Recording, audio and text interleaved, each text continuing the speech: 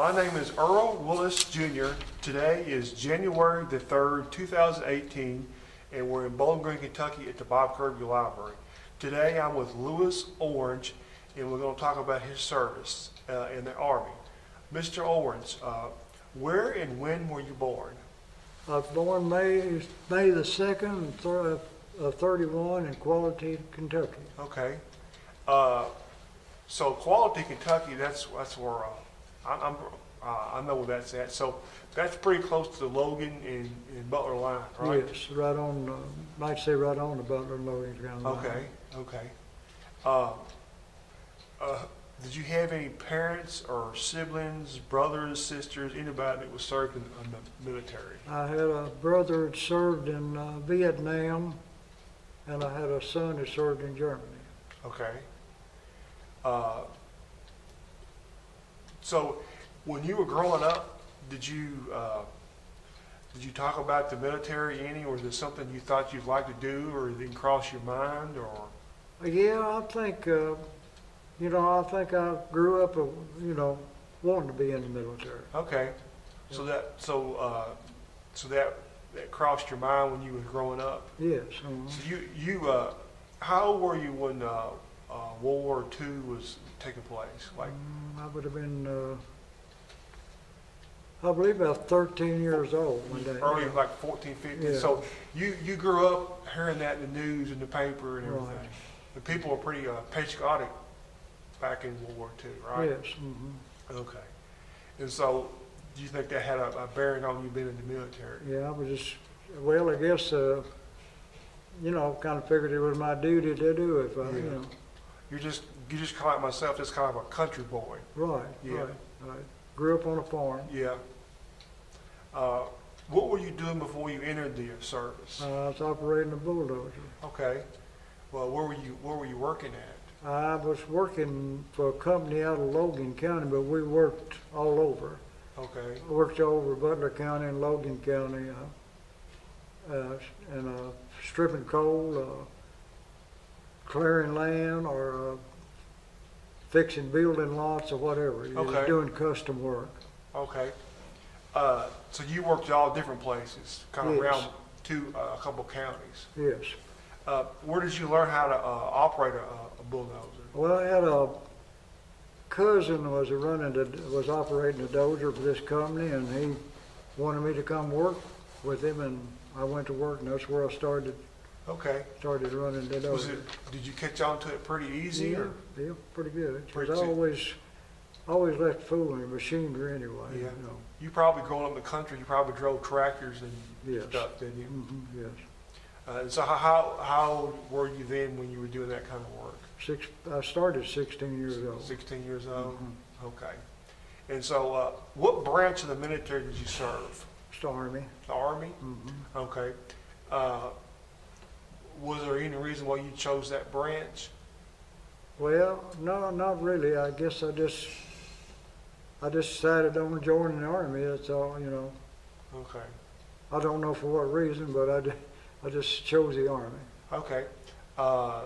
You told me a story just a couple of minutes ago about you and a friend. Can you tell me about your story you told me about? You decided to go with a friend and you said, let's join the Army. What was the story? How did it go? We just met, and he said, was talking. He said, let's go join the Army. So that's what we did. Okay. Where did you go? Was it Bowling Green or Louisville or Morgantown. Morgantown? Morgantown, yeah. They went to Morgantown to sign up, Okay. draft board. Okay. What did your parents think about that? They didn't want me to do it, of course, but they didn't say a whole lot about it. Okay. This is 1951. About 1951. Okay. So the Korean War was just getting started, right? Yeah, right. Okay. So they were probably concerned about you going to Korea, right? Oh, yes, yes. Okay.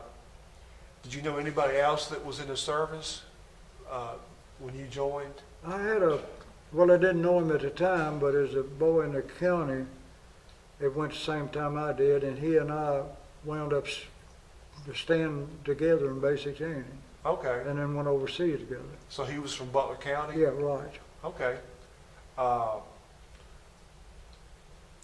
So you said, okay, the draft had started. So you said you beat the draft and you were enlisted? Yeah, I You just, were enlisted? yeah, I volunteered for the draft. Okay. I would have been called shortly anyway. Yeah. Yeah. I was 19 years old, 19 so years I know, old. yeah, I knew I was gonna be called soon. Yeah. Do you remember being sworn in? Yes, So raise your right hand. yes, Where did you go? Was that Bowling Green or was that Louisville? Owensboro. Owensboro. Okay. Right. Do you remember how many people were in the building with you? Oh, no, I don't know at the time, it's probably, I don't know, 20 or 25 at the Okay. time, probably. What did you think when you did that? I don't know, I just, I didn't think too much about it at the time. Yeah. Of course, we didn't know what we was getting into, so. Yeah. Yeah. Do you remember leaving? Do you remember leaving for the? Yeah, You remember leaving there? yeah. Okay. Do you?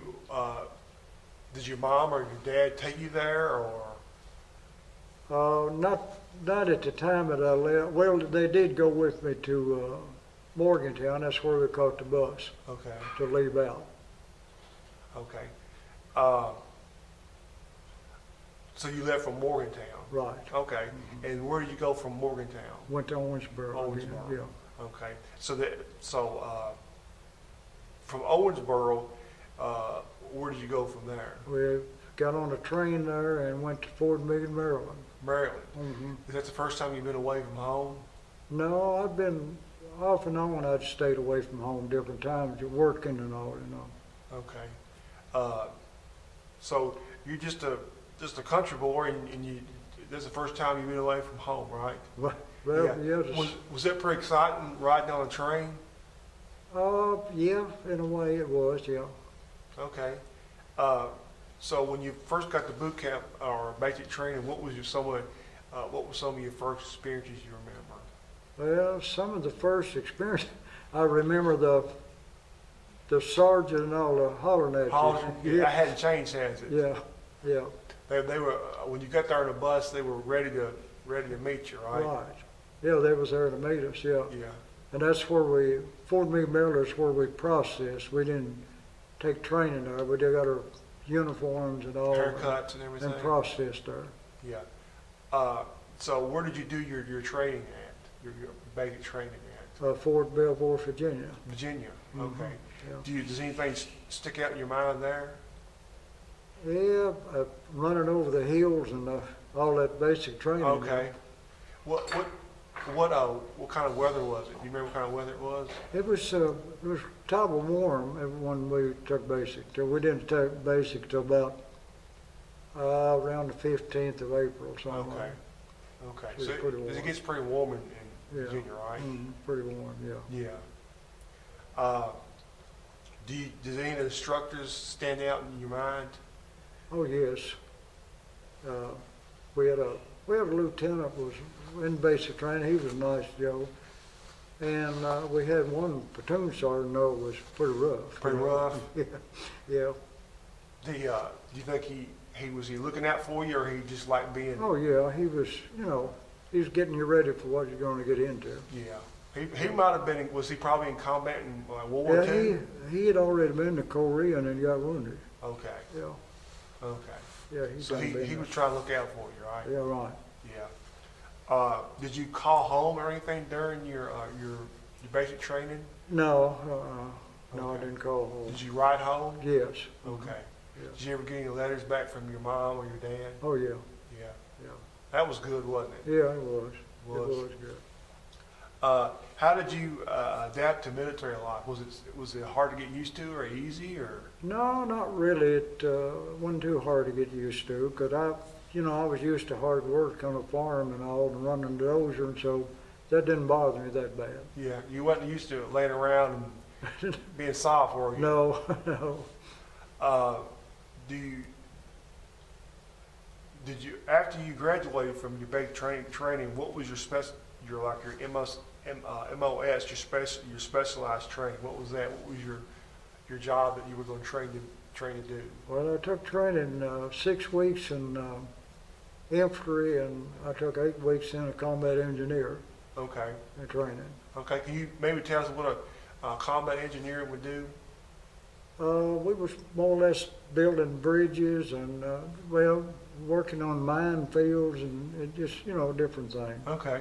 Did you get to running heavy equipment like bulldozers? No. No. No. Okay.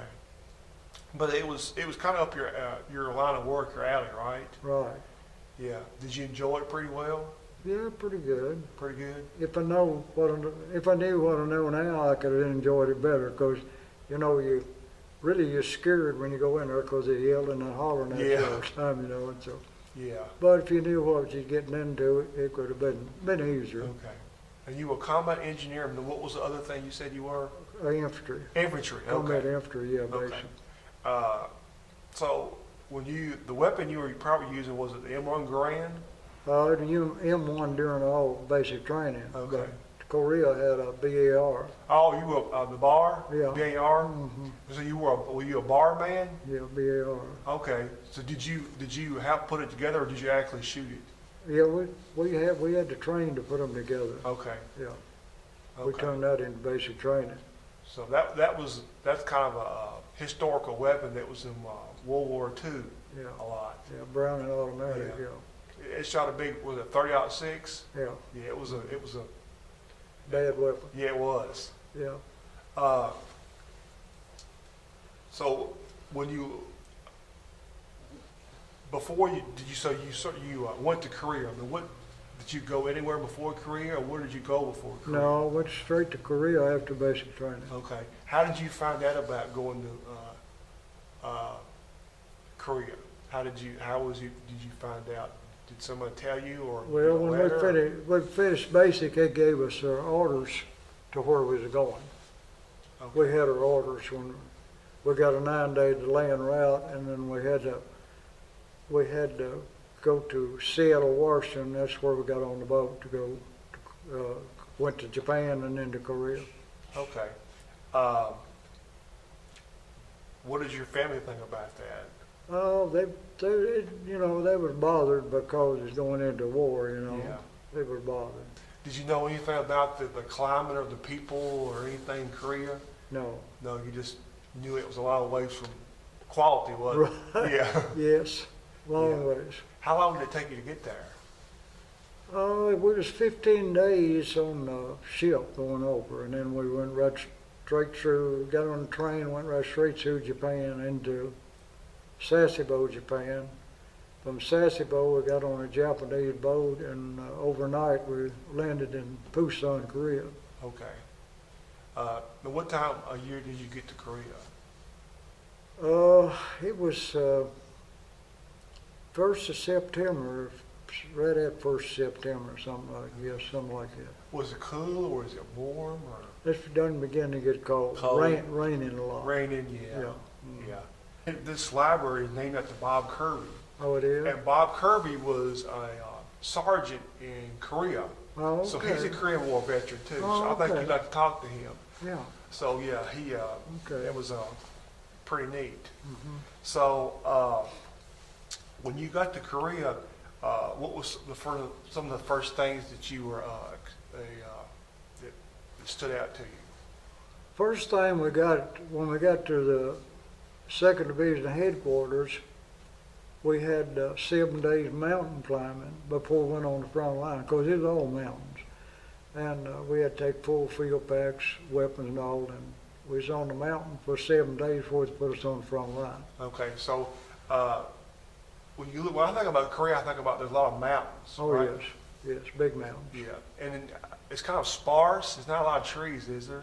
Or there's a It's small, where we was at is small trees, but one mini tree left on the mountain because the artillery and all the shells had But it's about cleaned the mountain yeah, off. kind of like the pictures I've seen of Korea during the Korean War.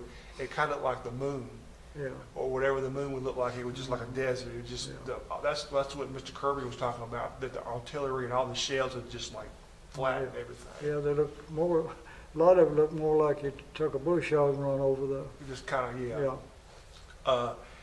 So when you had when you first got to Korea, you were fighting the North Koreans, North Korea and China, Was- Chinese too. Was China already in the? Yes, Okay, I didn't know if China had already got in the war or not. they was there too. Okay. So when I think about the Korean War, and I've talked to quite a few people, and I've studied, I think about how cold it was. Was it really? It doesn't get cold. It got pretty cold before I got wounded, and of course, we was getting a lot of rain. We had no way to get any dry clothes. You just wore your clothes till they Okay. dried on you. Okay. And we didn't have anything with us, only just what we had on. Okay. Did you? What was if you rather not talk about it? You don't have to. But what was some of your first things? Do you remember about being in like harm's way or in combat? That was like it hit you like this is real. Yeah, no, it's well, it just beyond what you ever thought it'd be like. You know, it just you couldn't imagine what it was like until you got there. Yeah, it's hard to if someone's never trying to take your life and hurt you. It's hard to imagine. It's hard to imagine that when somebody. Right. Was it artillery or was it like small arms fire or? Well, it's small arms for mortar rounds, and of course, our artillery was shooting over us, you know, most of the time. And of course, they used the Chinese and North Koreans used a lot of mortar rounds. Okay. That's what got me is mortar rounds. Oh, mortar round. Yeah. Okay. Hmm. Did you? I know a lot of times you hear about in like the Korean War, they kind of had like just like charges, just like I don't know if you call it a banzai charge. Did you ever see anything like that? Just like a lot of Chinese people, soldiers just coming towards the line and About every night. really? Yeah. What was that like? It just make your hair rise on your head, really. Yeah. What they do is they start hollering and screaming, and they attack you. Some of the time we was attacked as much as 5 times a night. Oh, really? I know we jumped off and took a hill and got it late that afternoon, and they pulled about 5 or 6 attacks on us that night. Okay, so they would just like hollering and screaming. Yeah, just screaming and hollering, and yeah. I heard people talk about bugles. Do you remember bugles? I don't know. I never heard any bugles, but they just a screaming and a hollering, and here they come. You know. Yeah, and it wasn't 2 or 3 of them. It was like hundreds or maybe Yes, a thousands of bunch. them. It would scare anybody. Oh wouldn't yes, yeah, it was scary. it? Was that when you were you manning the BAR then? Yes. Mm-hmm. It would slow them down, right? Well, yeah. Yeah. How many people would man the BAR? 2? Like Two of us. one would do the shooting, and another one Yeah. would feed it and keep it going. Yeah, I had an Indian boy with me off of Reservation, California, when I got wounded. He was my assistant. Okay.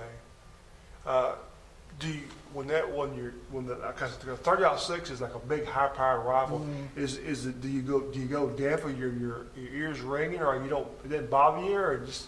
Not really at the time, because you're used to so much noise. You didn't, you just try to stay alive. Yeah, just try to make it stay alive. Is Yeah. right, you know. Yeah. So yeah, that's. Of course, you don't have much.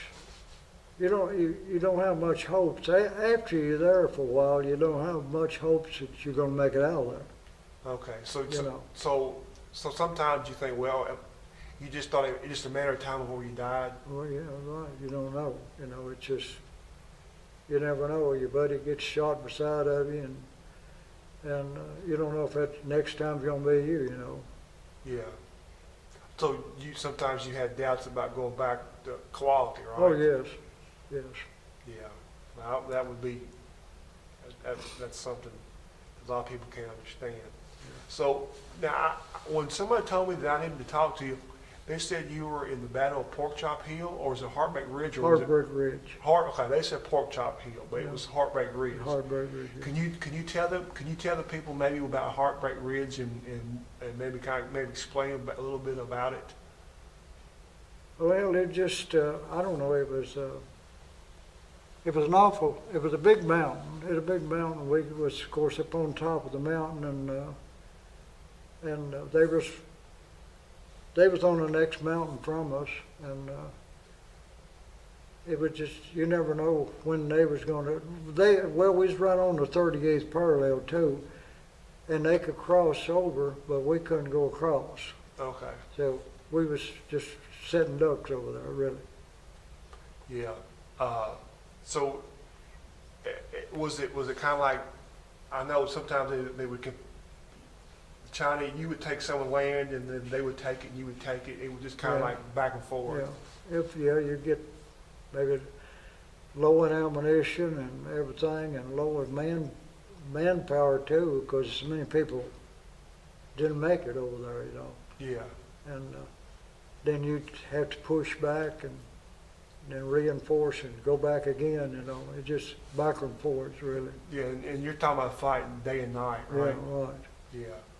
Yeah. Some days it was pretty quiet up there. You'd hear small arm fire, mortar rounds or something, but when the night came, that's when it all started. Oh, they like the night. Yeah, that's when it all started. Yeah. Because they say, I don't know, I didn't know what time it was, but they said it was around 3 o'clock in the morning when I got hit. Okay.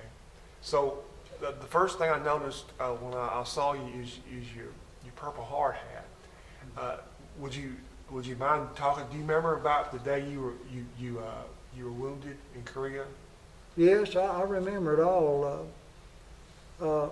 Most of it, the round, me and my buddy was in the foxhole together, and the round came between me and him, Okay. and we were about probably 3 feet apart, and it came between me and him, and of course he fell. When he fell on me, and the foxhole hadn't been dug too long, and a lot of loose dirt, and they had to get him out before they could get me out. Okay. And I got my face and all filled with dirt. Okay. Of course, I was laying, you know, and I was burning. Of course, that shrapnel, when it hits you, it's red hot. Yeah. I was burning all over, and I didn't know if I couldn't move either leg, and then the blood started running down the side of my face. So but I never never was unconscious. Okay. Even when they carried me off the mountain, it took about, I guess, probably 3 hours to get me off the mountain, but I remember everything until I got to the first aid station. They gave me something for pain. Okay. And but if you get a head wound, if you're on the front line, they won't give you anything for pain. Okay. Now, what would the reason be behind that? Do what? What was the reasoning behind that? I really don't know, because, well, I guess it on account of, they didn't, if you get a head wound, it might, pain medicine might, I don't know, might kill you if you, Okay. you know, I don't know, they Yeah. didn't take that chance. Okay. So here it is. It's dark. It's mortar rounds falling, and then you feel it says that would be probably pretty scary when you see Yeah. blood coming Yeah, from your head. I remember them after they got him out, they took me out. Of course, he was dead. They took me out and laid me down up beside of a bunker on a stretcher. I remember that. Okay. And I remember I guess an officer came by and said, "What are y'all doing?" They said, "We're going to leave him here till morning." And he said, "No, you're going to carry him up the hill now. He might not be living in the morning." So we had two South Korean rock soldiers with us, and 2 of the South Koreans carried me off the hill, and 2 guards went with them. And I remember, I went into shock, of course, but I can remember they'd go to, I couldn't understand what they're saying, but they set me down, and it seemed like there's a rock right in my back. Oh, really? Yeah, and So they got me off the hill, and then they redressed the wounds, and then they put me on the side of the helicopter Okay. and put the bubble over. Now, did the officers, the people over you, did they think you were dead? Or I don't know what some of them did, and even after I got back in hospital in Tokyo, they didn't completely clean all the dirt and stuff off of me for 3 or 4 days. And I remember when I first woke up, they had the Purple Hearts pinned on my pajamas. Oh, really? Yeah. So then they did clean me up, and like I said, they flew me back to Hawaiian Islands first, and we stayed overnight there in the hospital. And then they flew me back to San Francisco, California, and I spent a week in the hospital there. And I had a cousin was stationed, he's Marine Corps, he was stationed in California, and he heard I was there in the hospital. So he came, they shipped me out one morning, and he came up that afternoon after he shipped me out and wanted to know if I was there, and they said, no, we shipped him this morning, and but he won't be living when he gets back there. Who said that? The doctor. Oh, really? Mm-hmm. I had, I had 1 year and 6 days in the hospital and 20-something surgeries. Oh, really? Yeah. 20-something surgeries. Mm-hmm. So that was a really bad head wound, right? Yeah, I had both legs all messed up, arm blown too, and of course, I got a lot of shrapnel inside of my head of it. Okay, so you got wounded in your arm? Yeah, I got an arm blown too. Okay. Yeah. And your friend didn't make it, right? No. He was an Indian from California. He was your bar partner, your BAR man. Mm-hmm. Yeah. Yeah. So that was the end of your service, right? That was in Korea? Yeah, that was of course I was to come back to Fort Knox, and then I stayed, like I said, stayed in the hospital 1 year and 6 days there, and then I was ambulance driver and a dispatcher for there, and then I got this special assignment with the Air Force. Okay. And what was your special assignment with the Air Force? We were building helicopter pads at the old Walters Air Force Base. I don't know, I know you've heard of. Used to be an infantry base back in the Second World War, Okay. and Audie Murphy took his basic training there. Oh, Audie Murphy did, Yeah. huh? Yeah. And the Air Force taking it over and making a helicopter base out of it. Okay. So this is what, 1955 or 56? Got up 56. Okay. Do you remember, did they ask you, I guess, so you said you were E3, you were a corporal? Mm-hmm. Okay. You probably had your feel of the Army then when you got out of Japan, right? Yeah. You didn't think about re-enlisting or anything? Yeah, I did re-enlist. Oh, did you re-enlist? Yeah. Okay. Yeah. Okay. Yeah, I was just in for 2 years, and when I was getting, the colonel come by and said, time you get out of the hospital and time you get out of service. He said, what are you going to do? And I said, it all depends. And he said, on what? I said, if I don't get a disability, I'll stay in. Oh, he said they haven't passed a law to pay Korean veterans a disability. So I went and re-enlisted. Yeah. Yeah. Do you have any disabilities, service-connected disabilities today? Yes. Are you 100% disabled? Yes. That's good. Do you go to DAV hospital? Yeah. Okay, that's good. That's good that you've got something that you've earned. I'm glad you're 100% disabled and you're getting compensated for that. I had a brother. I showed you my brother. He was in Vietnam. He was door gunner on a chopper over a year. Okay. And it'll be two years. This February, he passed away. He had Agent Orange. Oh yeah, that's. I know a lot of Vietnam people that were in Vietnam, the Agent Orange, they get cancer. A lot of those like Yeah. cancer costs and stuff. He lived there at Quality. Oh, did he? You know, well, you know where the Rex Forgy place is? It's right close to the Church of Christ. Okay. He- What was his name? Lanny Orange.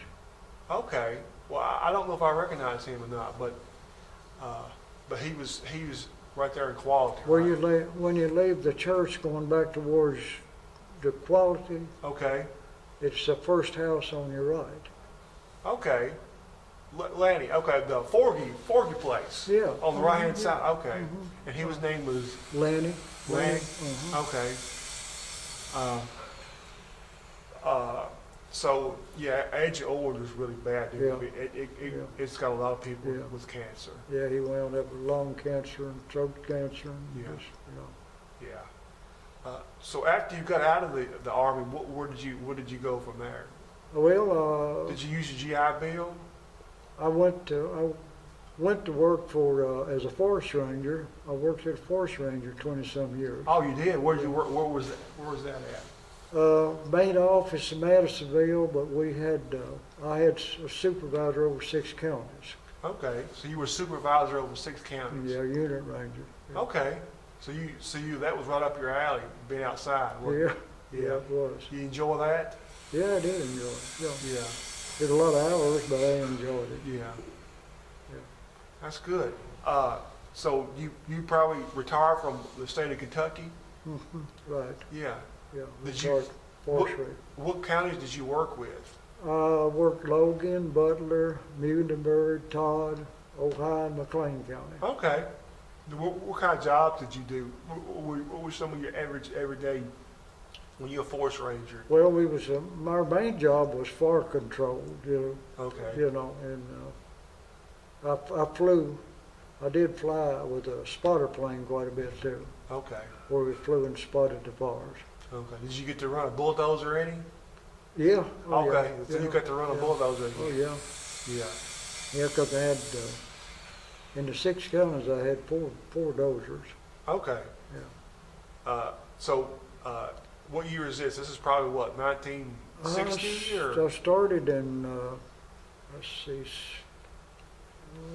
72, and I retired in 93. Okay.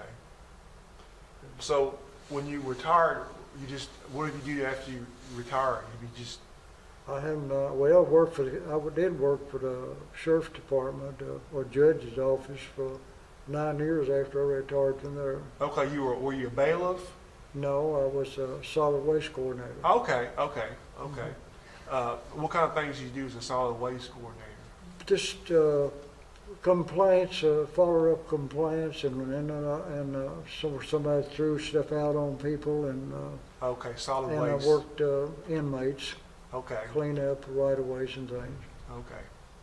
So you kind of started, you had 2 or 3 careers, didn't you? You always Yeah. liked being outside, didn't you? Yeah, oh yeah, right. Yeah. Mhm. I guess, are you a member of any veterans organizations? I'm a lifetime member of the DAV organization and also a lifetime member of the Purple Heart Association. Okay. Can you the people that maybe don't understand, can you tell them what has to take place for you to get a Purple Heart? The people that don't understand that. Well, you got to be during the war. You've got to be in combat, and you got to be wounded. It brings blood, I mean, Yeah. you got to be wounded, either shot or whatever. Yeah. So yeah, you definitely deserve that. Yeah, I got hit 23 different places. Yeah. So that's shrapnel. Still carrying a lot of shrapnel around with me. Really? Yeah, Like, was that what, 60 years ago? it was 66 years ago. Yeah. Yeah. Yeah. I guess in the end of this interview, is there anything that what do you think about when you see things on the news about the military and now they're talking about North Korea again and they're talking about What are some of your thoughts on the military and service and the flag and things of that nature? I'm bothered with this nuclear weapon they keep talking about. You know, North Korea. I don't trust North Korea because I've been hand to hand with them, and I know what those people are like. Yeah. And it bothers me not knowing what's going to happen this way. If we hit a nuclear war, it's going to be too bad, I'm thinking. Yeah. You know, it bothers me. Of course, they keep talking back and forth, you know, and making threats and all. And I noticed last night on TV they're making threats, and I don't, you know, that's not a good thing, I don't think. Yeah. So you know that you've been in North Korea, haven't you? Yes. Yeah. Yeah. And so that's Yeah, I know what they're like. yeah. We've had them as the enemy for a long time. Yes. Yeah. Uh, But you don't know what they're going to do. But we don't know what's going to happen. That's it. yeah. It's That's a bother. yeah. It's troubling, isn't it? Mm-hmm, it is. What are some of your thoughts of about the flag? Do you like when you see the flag when you came in? Does that you think maybe you connect with it more than somebody that hadn't served or doesn't think about being? Well, I fought for the flag, and I have one in my yard. You know, I really, the flag means a lot to me. You know, That's understandable. Yeah. So you have a lot of pride in that. yeah, right. Yeah. Yeah. And you've probably been to military funerals, haven't you? Yes, And it's when they put a flag on somebody's casket, that's pretty touching. it is. It is, yeah.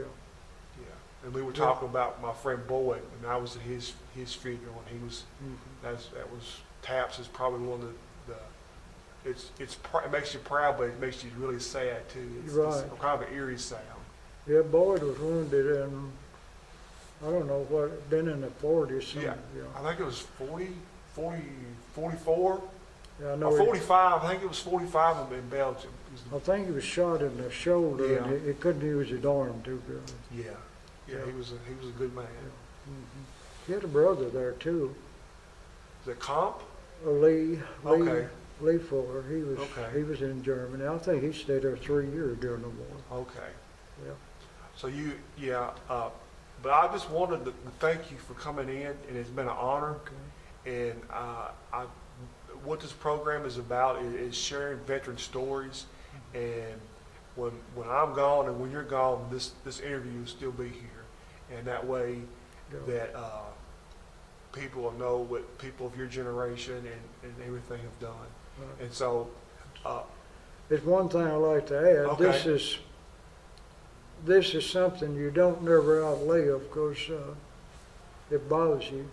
I know when I'm busy, working busy, it didn't bother me bad, but after I retired and of course I've got a lot of pain from this, it bothers me a whole lot. I get about 4 hours of sleep a night.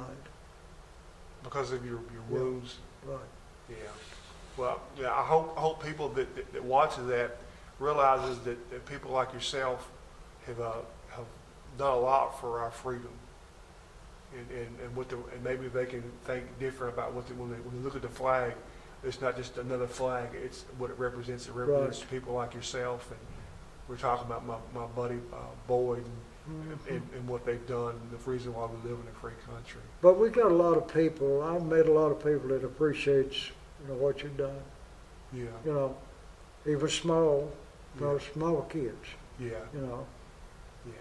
And it's just. I met a person. Not long ago. He's still in the military. He's a captain. I didn't know him, but me and him, he met at a restaurant. Okay.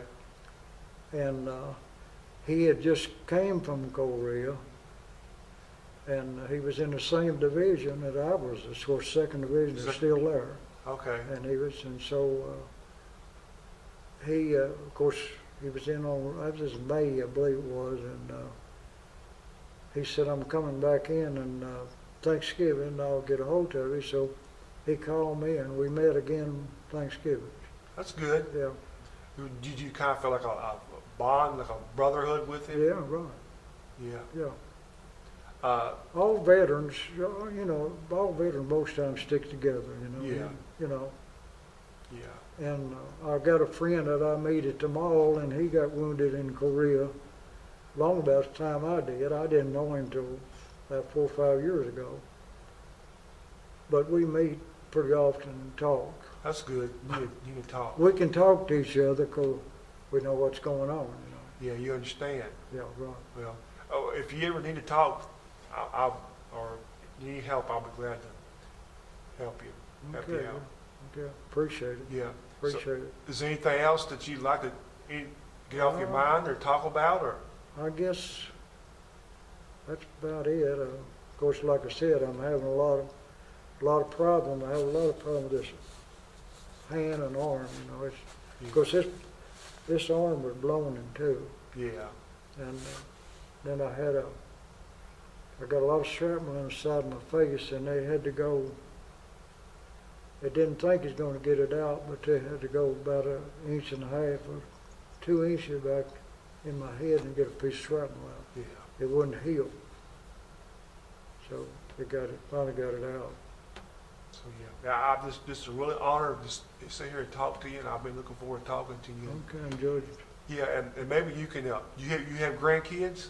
No, I don't. Okay. Well, I'll make sure I get this video on YouTube Okay. as soon as I can, and you can share it with everybody that you want to, and we'll Oh, make sure. okay. Okay. Make sure you get that. Yeah. I appreciate you talking to you, and it's good for you to be here today. Okay. Thank you. Enjoyed talking to you. Thank you.